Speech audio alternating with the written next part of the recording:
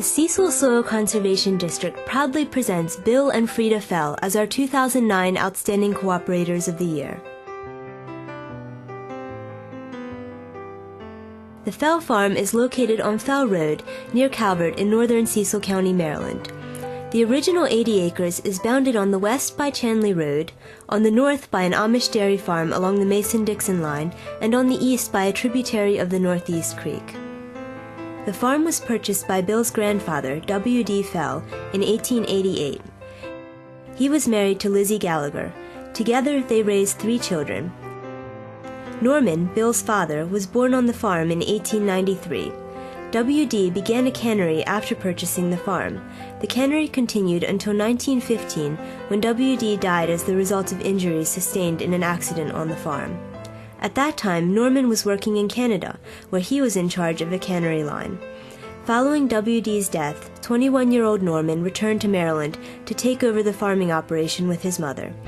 Norman decided to go into the dairy business after selling the remaining canned goods door to door from a horse-drawn wagon.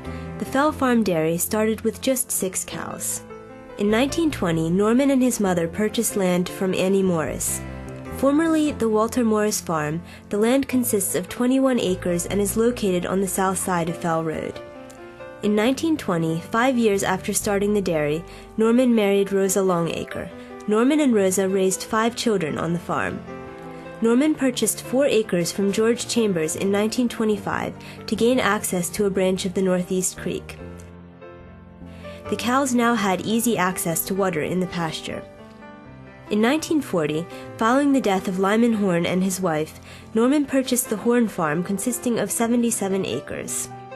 Bill Fell was born in 1932, the youngest of Norman's 5 children. Bill attended the Calvert Agricultural High School and graduated in 1949. All 5 children graduated from college. Bill received a college scholarship of $250 from the Sears and Roebuck Company. He graduated from the University of Maryland in 1953 with a degree in agriculture. Bill served 2 years in the Air Force through ROTC before returning to work on the family farm. Bill met Freda Peters in 1956. Freda earned a master's degree in business education from Indiana University. Bill and Freda married in 1958. Freda taught high school for 11 years and then taught at the University of Delaware for 7 years. Bill began renting the farm from his father in 1960, and Freda quickly became skilled at operating farm equipment. Bill and Freda purchased 58 acres of prime cropland from Winfield Twitchell in 1962. They moved onto the homestead after Norman and Rosa passed away. With a lot of hard work, the home was fully renovated in 1963 and looked then much like it looks today. Bill and Freda raised their 2 children, Cindy and David, on the family farm. Bill, influenced by the many teachers in his family, places a high value on education.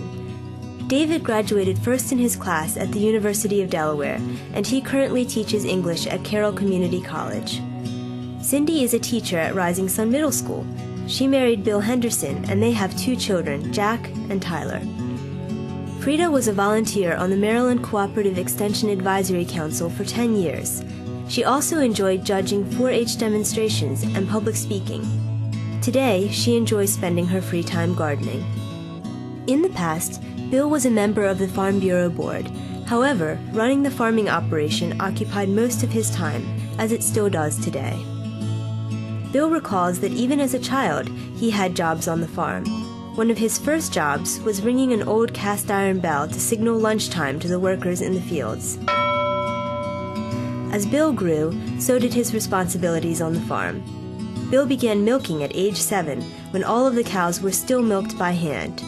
He fondly remembers the farm's first milking machines, which were bought in 1948. The increased efficiency in milking led to an increase in herd size. Even with the advancement of the milking process, milk still had to be sold daily due to the poor refrigeration system. A new 500-gallon vacuum tank with a built-in refrigeration system was purchased in 1962. In 1972, Bill converted from milking in stanchions to a double-4 herringbone milking parlor and added a 1,500-gallon bulk tank. At the height of production, the Fell farm produced 2.2 million pounds of milk per year. The Fell dairy operation began with just 6 cows in 1915 and grew to milking 119. In January 2008, the Fells sold their cows, citing the declining dairy industry. The Fells still hope that a younger generation of farmers will bring back the dairy operation on the farm. Today, the Fell farm is managed as a grain operation and totals 289 acres with gentle slopes of prime farmland. The Fells also rent approximately 150 acres. Crops grown include alfalfa, full-season and double-crop soybeans, corn, barley, wheat, and rye. Bill credits his college professor, Frank Bentz, for building his lifetime interest in soil conservation. He took a class with Professor Bentz that followed the textbook written by Hugh Hammond Bennett. Hugh Bennett, commonly known as the father of soil conservation, formed the Soil Conservation Service and led the movement that established over 3,000 local soil conservation districts nationally. The book, titled Soil Conservation, was published in 1939. Principles of this text have been employed by the Fell family over the years, as many of the best management practices described have been implemented. The implementation of conservation practices on the Fell farm dates back to the 1950s.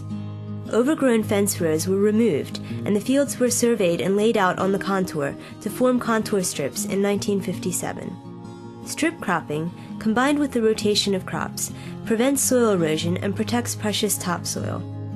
Conservation terrace systems were installed in the 1960s to minimize erosion from the flow of water on the slopes.